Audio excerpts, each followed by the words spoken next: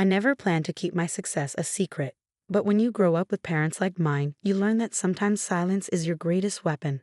My name is Sarah Chin, and this is the story of how I built a $900 million company while my family thought I was failing.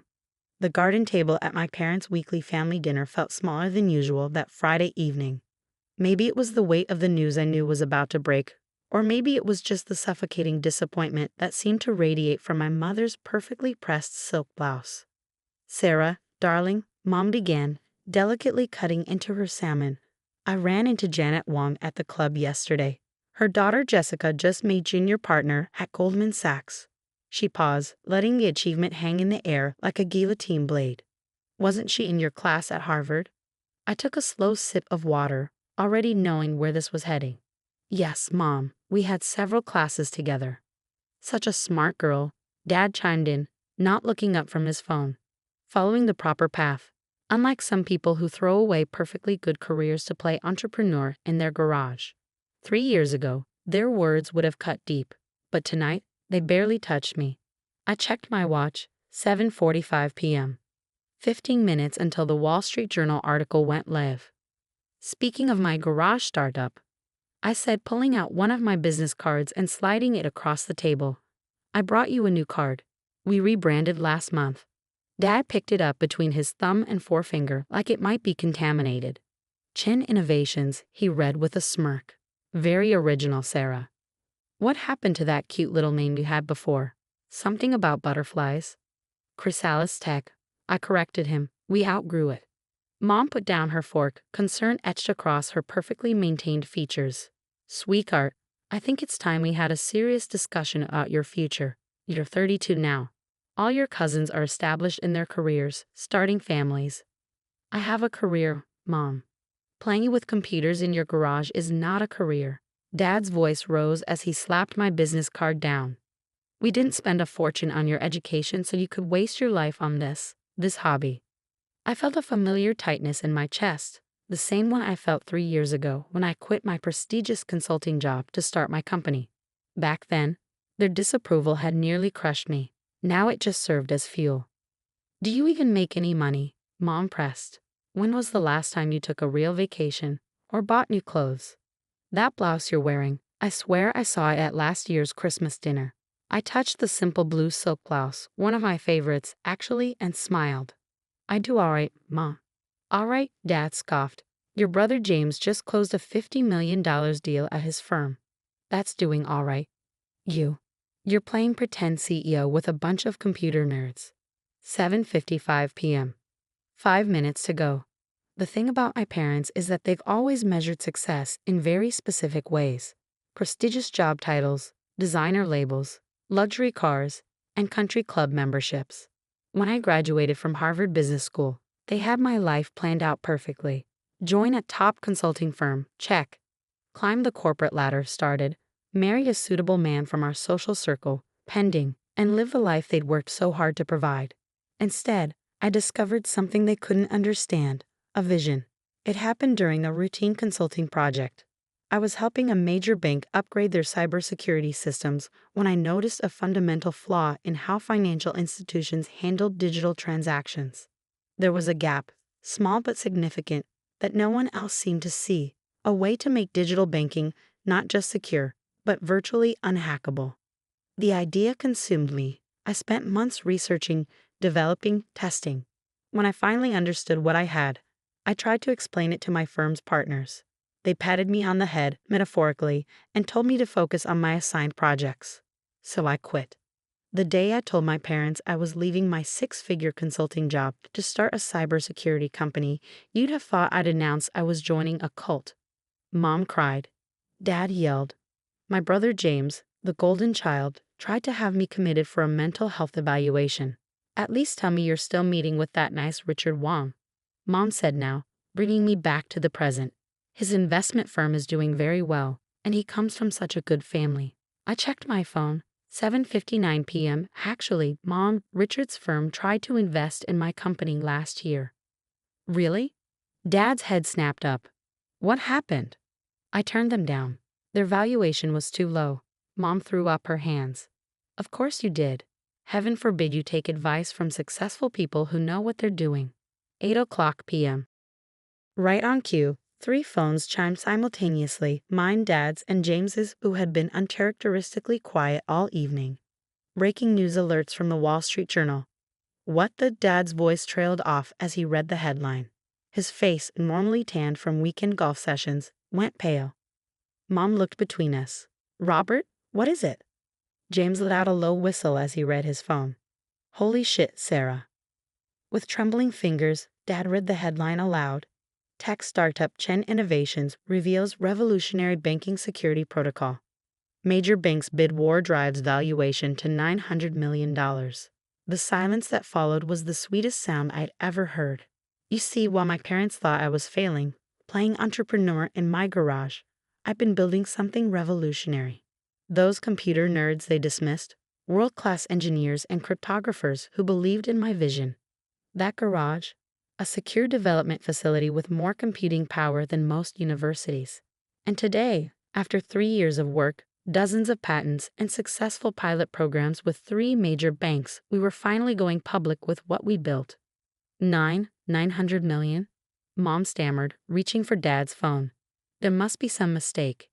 No mistake, I said quietly, taking another sip of water. The valuation is actually low. We turned down a $1 billion offer from Goldman last week. They wanted too much control. Dad's hand shook as he poured himself more wine, spilling some on the pristine tablecloth. Mom didn't even notice, too busy scrolling through the article, her eyes growing wider with each paragraph. The article doesn't even tell the whole story. I continued, warming to my subject.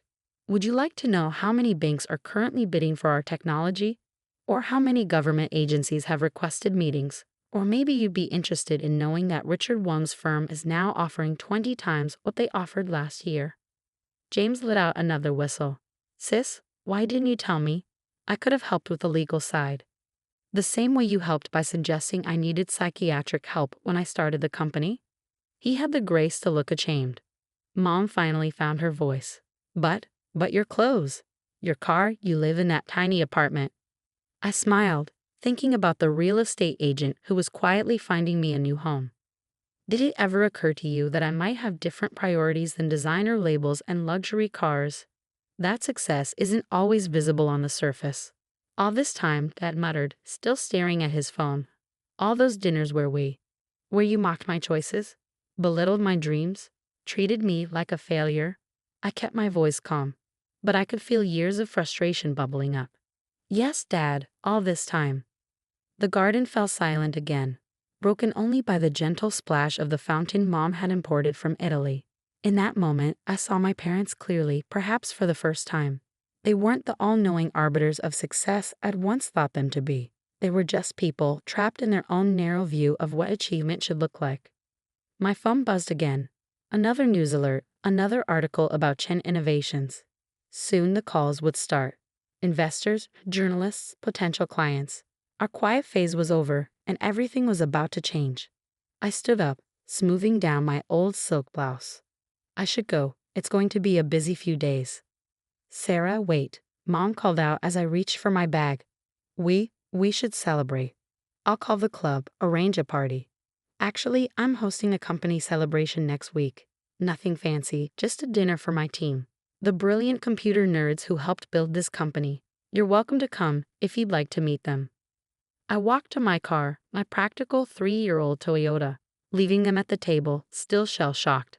As I drove away, I caught a glimpse of them in my rearview mirror. Dad still staring at his phone, Mom dabbing at her eyes with her napkin, James shaking his head in disbelief. Part 2. The Truth Behind Success. The next morning, my office was barely recognizable. Gone was the peaceful space where I built my company. In its place, a whirlwind of activity filled every corner. PR teams huddled around conference tables, investors waited in the lobby, and my phone hadn't stopped ringing since dawn. Sarah, Goldman's on line 3, my assistant Rachel called out as I navigated through the chaos. And your mother's called 6 times. I paused. Of course she had. Take messages for both. My garage startup occupied the top 3 floors of a renovated warehouse in the city's tech district. Not that my parents had ever visited to know this. The garage they imagined was actually 30,000 square feet of state-of-the-art research and development space. The computer nerds were a team of over 100 brilliant engineers, cryptographers, and security experts from around the world. Team meeting in 5, I announced, heading to our main conference room. As I walked, I caught my reflection in a window, still wearing yesterday's old silk blouse. Mom would be horrified. The thought made me smile. The conference room filled quickly. These faces, some tired from working through the night, others excited by our public revelation, were the real story behind Chen Innovations' success. People who believed in the vision when it was just sketches on a whiteboard. First, I began, looking around the room. Thank you all for your extraordinary work. The security protocols we've developed together will change how the world handles digital transactions. You should be proud. Dr. Patel, our lead cryptographer, raised his hand. What about the acquisition offers? Ah, the billion-dollar question. Literally. As of this morning, we've received offers from 6 major banks and 3 tech giants. I paused, letting that sink in. But we're not selling. The room erupted in cheers. They understood what I'd known from the beginning. Our technology was too important to be controlled by any single institution. My phone buzzed again. Another text from Mom. Darling, the club is free next Saturday for your celebration. I've already spoken to the event planner. I put the phone away. She still didn't get it. Later that afternoon, as I finally caught a moment alone in my office, my mind wandered back to how this all started. Not the moment I discovered the security flaw. That was just the spark. The real beginning was a conversation I had with my grandmother before she passed away. I was still at my consulting job, miserable but too afraid to leave. Grandma Chen, unlike her son, my father, had built something from nothing. She'd arrived in America with $10 and a dream, eventually building a successful import-export business. Sarah, she'd said, holding my hand in her hospital room. There are 2 kinds of people in this world. Those who build their dreams and those who live in the dreams others built for them. Your father, he chose the second path. But you, my girl, you have the builder's spark in your eyes. She passed away 2 weeks later. I quit my job the next day. The early days were brutal. I emptied my savings, sold my designer wardrobe, much to Mom's horror, and moved into a tiny apartment to fund initial development. My first team members worked for equity because I couldn't afford salaries. We really did start in a garage, my landlord's, actually, which we rented for extra workspace. Dad's words from those days still echoed. You're throwing your life away on a fantasy. But we weren't. Every sleepless night, every failed test, every ramen dinner brought us closer to something revolutionary. Our security protocol didn't just patch the vulnerability I'd discovered, it completely reimagined how digital systems could protect themselves. A knock at my office door broke through my memories. James stood there, looking uncomfortable in his $1,000 suit. The receptionist almost didn't let me up, he said, attempting a joke. Quite a change from your garage. I gestured for him to sit. What brings you here, James? Mom's crying, Dad's drinking, and I? He trailed off, looking around my office. I owe you an apology. That mental health evaluation thing. I was wrong. Yes, you were. He fidgeted with his tie. Look, my firm would love to handle your legal work. With all these offers coming in. Stop. I held up my hand. That's not an apology. That's an attempt to profit from my success. His face reddened. Sarah, be reasonable. We're family.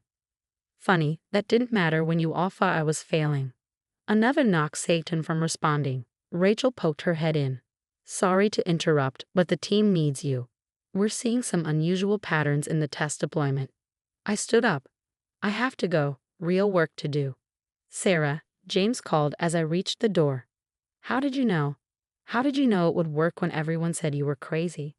I thought about Grandma Chen, about those early days in the actual garage, about the moment our first prototype succeeded. I didn't know, I answered honestly. I just knew I had to try. That's the difference between builders and dreamers, to James. Builders don't need certainty. They just need courage. Leaving him in my office, I headed to the R&D floor where my team was gathered around a bank of monitors. This was my real family, the ones who believed, who built, who sacrificed. Dr. Patel waved me over. Look at this pattern in the neural network. It's evolving faster than our projections. As I lost myself in the technical discussion, my phone buzzed one last time. A text from Mom. Darling, please. Let us make this right. We're having a small dinner party tomorrow. Just a few close friends who'd love to hear about your success. I turned off the phone. They still didn't understand. This wasn't about them anymore. It never really was. That evening, as the office finally quieted, I stood at the window looking out over the city. 3 years ago, I'd walked away from everything my parents valued. Prestige, security, status. In their eyes, I'd chosen certain failure. But standing there, watching the sunset reflect off neighboring buildings, I realized something important. Success isn't just about proving others wrong. It's about proving yourself right. My practical Toyota still sat in the parking lot, now surrounded by news vans. The old silk blouse hung comfortably on my shoulders. Tomorrow, I face more investors, more journalists, more family drama. But tonight in this moment, I was exactly where I needed to be. My phone lay silent on my desk, but I knew what was happening across town. Mom would be calling her friends, trying to spin this revelation into something that fit her worldview. Dad would be researching my company, finally reading the patents he'd dismissed as fantasy. James would be calculating how to benefit from his connection to me. Let them. Their actions said more about them than they ever did about me. Dr. Patel appeared at my door. Sarah, the team's ordering dinner. That little Vietnamese place you love. Want to join? I smiled, thinking about the celebration Mom was probably still planning at the country club. Absolutely. As we walked to the elevator surrounded by empty energy drink cans and whiteboards covered in complex algorithms, I felt a deep sense of peace. This was success, not the valuation, not the headlines, but this. Building something meaningful. Leading a team that shared my vision. Staying true to myself even when everyone I loved said I was wrong. The next morning, a package arrived at my office. Inside was an old, worn business card for Chen Imports and Exports, and a handwritten note. Found this in your grandmother's things. Thought you should have it. Dad. I pinned the card to my wall, right next to my joke of a business card that he'd mocked just days ago. Grandma Chen would have understood. She would have been proud not of the $900 million valuation, but of the courage it took to get here. My phone buzzed. Rachel this time. The Pentagon's on line 1. They want to discuss potential applications. I smiled, picking up the phone. Time to build something even bigger. Because that's what builders do. We don't wait for permission. We don't need validation. We see possibilities where others see problems, and we have the courage to chase them. As for my parents, maybe someday they'll understand that success isn't always measured in designer labels and country club memberships. Maybe they'll learn that true achievement often comes quietly, wrapped in determination and late-night coffee runs rather than silk and status. But even if they don't, I know who I am. I'm Sarah Chin, and I build things that matter. Are you actually serious right now? I stared at my stepdaughter Vanessa in disbelief, the words hanging between us like a physical barrier. Completely serious, she replied, arms crossed over her designer blouse. Dad would have wanted me to have the perfect wedding. And since he's not here to pay for it, the responsibility falls to you. I took a deep breath, trying to process what she was asking. Demanding, actually. My husband Richard had passed away 14 months ago after a brief but brutal battle with pancreatic cancer, leaving me to raise our twins, Max and Olivia, who had just turned 12. And now his 26-year-old daughter from his first marriage wanted me to sell our family home to fund her extravagant wedding to a man she'd been dating for less than a year. Vanessa, this house isn't just an asset. It's our home, mine and the twins. Where exactly would you expect us to live? I asked, struggling to keep my voice level. She shrugged, inspecting her manicured nails. You could rent somewhere smaller. The twins could share a room. It's temporary until you figure things out. That conversation happened 8 months ago, the first of many confrontations that led me to where I am today, standing at the back of an ostentatious church, watching my stepdaughter's wedding unfold with a document in my hand that would change everything. Richard and I had been married for 14 years. I met him when I was 30 after his first marriage to Vanessa's mother had ended in a bitter divorce. Vanessa was 12 then, the same age my twins are now, and I'd done everything I could to be a supportive stepmother despite her resistance. She just needs time, Richard would say whenever I came home crying after another one of Vanessa's cruel rejections. The divorce was hard on her. I gave her time, years of it. I attended every school event, helped with college applications, celebrated her achievements, and tried to include her in our family life after the twins were born. But Vanessa remained cold, treating me like a temporary inconvenience in her father's life rather than his wife and the mother of her half-siblings. When Richard was diagnosed, everything happened so quickly. Within 3 months, he was gone, and I was left grieving while trying to help two confused and heartbroken children process the loss of their father. Vanessa, who had moved across the country for work years ago, flew in for the funeral and left the next day. "I can't bear to be in that house without him," she'd said, not bothering to help with any arrangements or spend time with her half-siblings, who were desperate for connections to their dad. I didn't hear from her again until she called announcing her engagement to Bradley, the son of a prominent local business family she'd reconnected with at the funeral. The same call where she mentioned how perfect our spacious home would be for wedding photos. When I refused to sell our house, explaining that it would uproot the twins during an already difficult time, Vanessa exploded. "This is so typical. You've always put those kids ahead of me," she shouted through the phone. "Dad left that house to all of us, not just you and your precious twins." This wasn't technically true. Richard and I had owned the house jointly, and his will had left his share to me with the understanding that the twins would inherit it eventually. Vanessa had received a generous life insurance payout and Richard's vintage car collection, which she promptly sold. "Vanessa, your father wouldn't want your siblings to lose their home," I tried to reason. "Half-siblings," she corrected icily. "And Dad would have wanted to give me away at my dream wedding. Since he can't do that, the least you could do is make sure the wedding happens the way he would have wanted." Despite my refusal to sell, Vanessa continued with her wedding plans, repeatedly hinting that I could do the right thing and at least take out a second mortgage. When that didn't work, she started asking for loans, suggesting I dip into the twins' college funds or cash out my retirement account.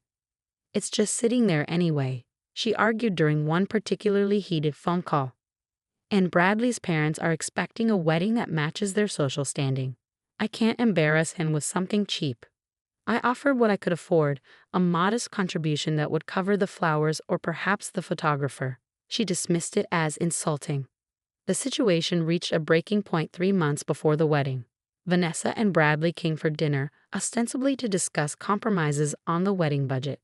The twins were excited to see their older sister, having prepared handmade gifts to congratulate her on her engagement. "We made these for you," Olivia said shyly, presenting a scrapbook of family photos that included several of Vanessa with Richard from when she was younger. Vanessa barely glanced at it. "Thanks, I'll look at it later." Throughout dinner, she discussed the wedding as if it were a corporate merger, all spreadsheets and vendor negotiations. Bradley mostly sat in silence, occasionally giving me apologetic looks when Vanessa's demands became particularly outrageous. "The venue alone is $40,000. She explained, showing me pictures of a historic mansion. "And that's before catering, which is another $35 per head with a minimum of 200 guests. "That's more than I make in a year," I said quietly, aware of the twins listening from their end of the table. "Well, if you just sell this place, it wouldn't be an issue," Vanessa snapped. "It's too big for the three of you anyway." "This is our home," Max interjected, his voice small but determined. "Dad picked it out special for when we were born." Vanessa rolled her eyes. "You wouldn't even remember that. You were babies." "But we know the story," Olivia said. "Dad told us all the time. How he wanted a big yard and rooms where we could all be together, but also have our own space to grow." "Well, Dad would want me to have my dream wedding more than he'd want you to stay in some house you'll outgrow in a few years anyway," Vanessa replied dismissively.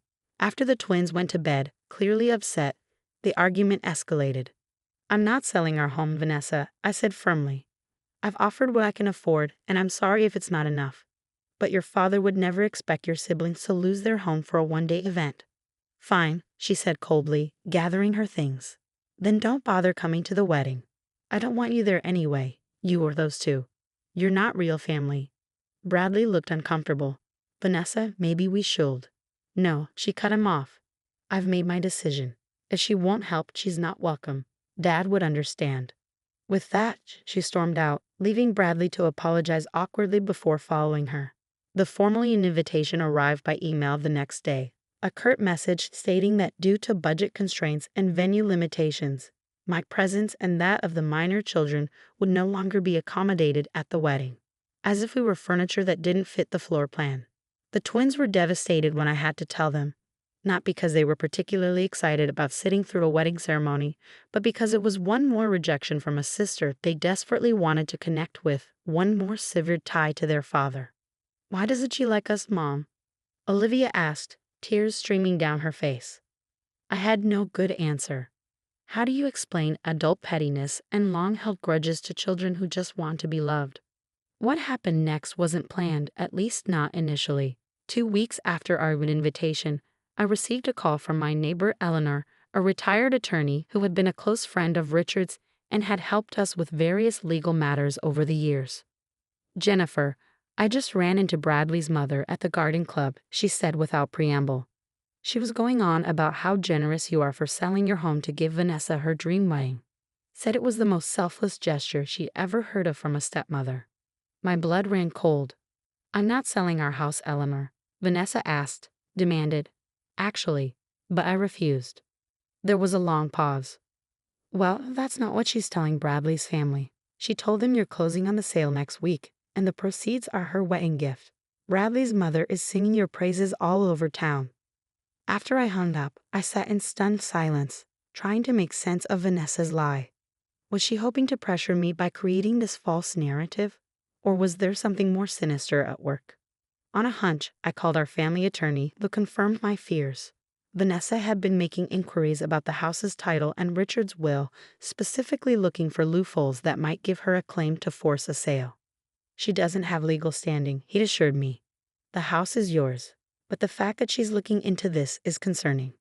That evening, after putting the twins to bed, I sat in Richard's old office, surrounded by the remnants of his life, books he'd loved, photos of our family, the worn leather chair where he'd read bedtime stories to the twins. And I made a decision.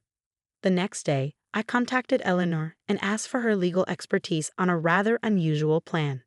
Over the following weeks, as Vanessa's wedding approached, I executed my strategy quietly and methodically. I received no further communication from her, except a formal wedding invitation sent to Mrs. Jennifer Carson and family 3 weeks before the event.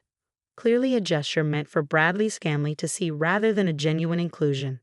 I RSVP for myself only, sending a polite note that the children have prior commitments rather than mentioning they'd been explicitly uninvited previously.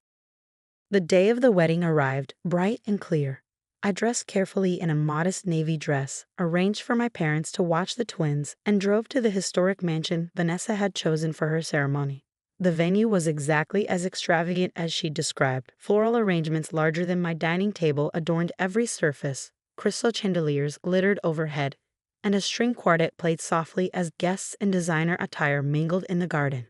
I took a seat near the back of the ceremony area, the envelope in my handbag feeling impossibly heavy. Several of Richard's relatives nodded in my direction, their expressions a mix of surprise and sympathy. They'd all received the same story about my generous gift of selling my home. The ceremony proceeded with all the pomp Vanessa had dreamed of: 6 bridesmaids in champagne silk, a custom-designed gown with a cathedral train, and vows clearly written to impress rather than express genuine emotion. As the officiant asked if anyone had reason to object to the union, I remained silent. This wasn't about stopping the wedding. It was about truth. The reception that followed was held in the mansion's grand ballroom. I waited until dinner was served and the father of the bride's speech would traditionally have occurred. In Richard's absence, Bradley's father stood to offer words of welcome to Vanessa. "We're so happy to welcome Vanessa into our family," he said, champagne glass raised. "And we're moved by the incredible sacrifice her stepmother Jennifer has made to ensure today was everything Vanessa dreamed of. Selling your family home to give your stepdaughter her perfect day. There's no greater testament to family love than that." Murmurs of approval rippled through the crowd. Vanessa's smile froze on her face as she spotted me at the back table. This clearly wasn't part of her plan. She'd assumed I'd be seated far from the main party, not witnessing this public acknowledgement of a lie. When Bradley's father finished, the event coordinator announced it was time for toasts from other family members. Before anyone else could stand, I rose from my seat, envelope in hand. "I'd like to say a few words," I said, my voice carrying across the suddenly quiet room. Vanessa's eyes widened in panic as I made my way to the front of the room. Bradley looked confused, glancing between his new wife and me. For those who don't know me, I'm Jennifer Carson, Richard's widow and Vanessa's stepmother. I began, my voice steadier than I felt. First, I want to congratulate Vanessa and Bradley on their marriage and wish them every happiness.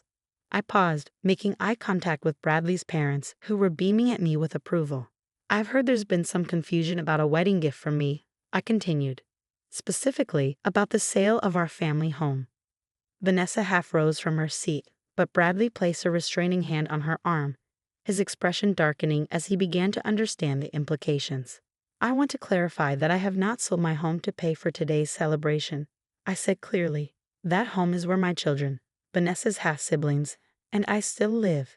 It's the home Richard and I built together, where we raised our family and where his memory lives on in every room.